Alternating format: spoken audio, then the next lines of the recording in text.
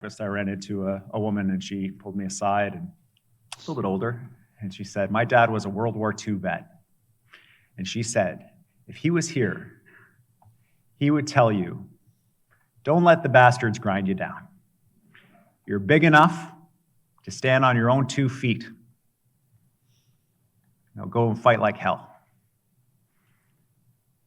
And I think that's a great message for all of us here in Canada. Let's get into Wob Canoe. He's got a he's got a video here. This is, I mean, and he's emulating Trump, but anyway, let's watch this. What a joke. Look at these people behind him. Let's play it. Okay, this order, it's a wonderful order. It's a beautiful order. This order is pulling American booze off the liquor mart shelves.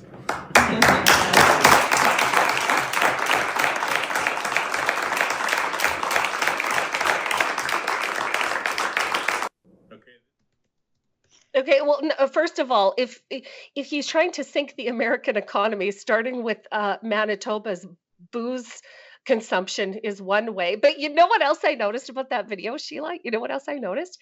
Is on that order that he signed, Trump style, like I wonder who he's trying to emulate here, but on that order, they had to actually put one of those little sign here post-it flags to show him where the bottom. It's on my Twitter. I blew it up so you can see it, but they did. They literally had to put a little sign that says sign, like a little flag that says sign here, Wob, because he couldn't find the bottom of the page without them. I mean, it was, this is the NDP for you right here. This is the NDP for you. You know what? There's, here's my thing with, oh my goodness. He couldn't pull it off. Like nobody could have been like, Wob, get that off there. Wob, sign your name right under where it says your name. And somebody came along and we're like, he can't be trusted to do that. We absolutely must put a little flag there for him. Like see where it says Wob, which is 3 letters, just sign there. Nope. Can't be trusted. Can't be trusted. Gotta make it bulletproof for that kid. I'm completely sick of the liquor virtue signaling, by the way. Doug Ford pulling booze off the shelf that Ontarians have already paid for, and he's just going to put it in storage and then bring it out when the tariffs are over. What does that prove? Yes. No, it's not like they're going to return them to the States and get their money back. It's stupid. I've already made plans to go see my friends in Estevan, and they're buying bourbon, and we're going to buy like cool ultra lights and Pabst Blue Ribbon, and we're going to make a whole American party out of it. So you should come, Sheila. I should come. It will be a good time. And we saw this with now Wob Canoe doing the same thing. But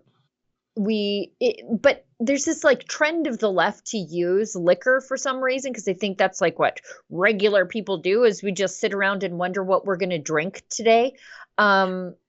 They've done this with like the product of Israel labeling on Israeli wines, like if it was made in an Israeli settlement, which the UN declared illegal, as though in neighborhoods of Jews could be made illegal. Like where else do you people think Jews shouldn't live? That seems slightly racist, but wines that were made in settlements, the federal court has said like they are not supposed to be labeled as product of Israel. Well, where else? What else would they be labeled with? And then, of course, let us not forget how the left used Bud Light to prop up Dylan Mulvaney. I still won't drink it. And that was my go-to beer for 25 years. Same. At every bar, at every cabaret, at every event. It was my go-to. And I have not touched it, not with a 10-foot pole. And as a matter of fact, when we're ordering in restaurants, we're just like anything but Bud Light. Thank you very much. Yes. No Bud products. Thank you. No Anheuser-Busch for us. Thank you very much. They betrayed us and we will not. They would literally have to give me $10,000 to drink Bud Light again. Okay, let's go to David Eby, NDPer. He says, we didn't ask for this fight. I'm pretty sure you did, Mr. Let's give away drugs on the street and crack pipe vending machines. Premier crack pipe vending machines says we didn't ask for this fight. Okay, but we're not going to shrink from it. This is a threat to our sovereignty. It's brought a sense of pride and solidarity amongst Canadians together. We're going to fight and we're going to win. And then he's got a video, some sage advice as the United States provokes a trade war with Canada. We will not back down. We will fight like hell. I wish he fought the opioid crisis the way he's fighting his biggest trading partners. Anyway. Here's Ichabod Crane. There he is. Is he going to say? There was Look a at him. moment this morning I ran into, at breakfast, I ran into a woman, and she pulled me aside, and a little bit older, and she said, my dad was a World War II vet. And she said, if he was here, he would tell you, don't let the bastards grind you down. You're big enough to stand on your own 2 feet. Now go and fight like hell. And I think that's a great message for all of us here in Canada. We're big enough to stand on our own 2 feet. This is a moment for us to take an attack and turn it into a source of strength for ourselves as a province and as a country. There is nowhere else in the world I would rather be than in Canada and in British Columbia to face this tariff threat. There was. He's got the charisma of Mark Carney, doesn't he? He really, really does. David Eby. This is David Eby's Pearl Harbor moment. Like, really, that's what he thinks is happening here. But again, the conjuring the World War II language, the positioning as a war hero.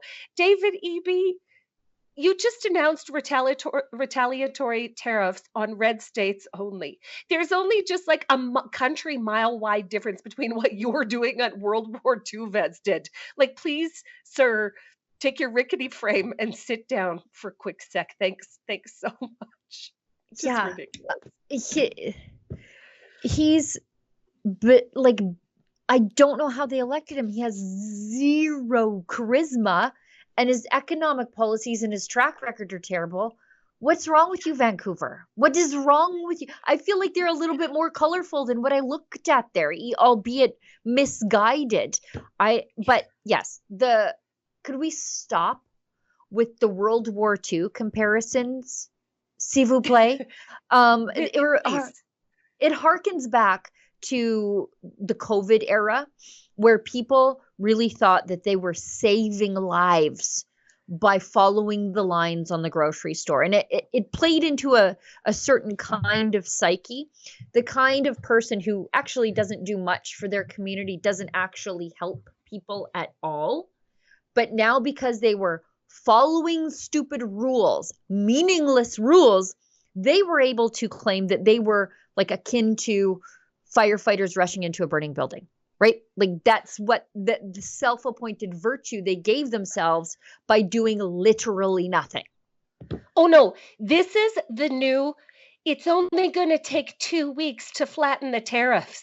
This is modern day version of that. And the same virtue signalers, the same ones that would scream in your face for not wearing a mask, that would call the police on you for having your family over at Christmas. These are the same people that are saying, we must stand our ground. We must teach them a lesson. We will never cede an inch to those evil Americans. It is the same brainwashed flock of sheep that we saw back in COVID. Same thing. Same across completely. the board. Oh, hi, it's Ezra Levant here in Toronto with an important message because we need your help.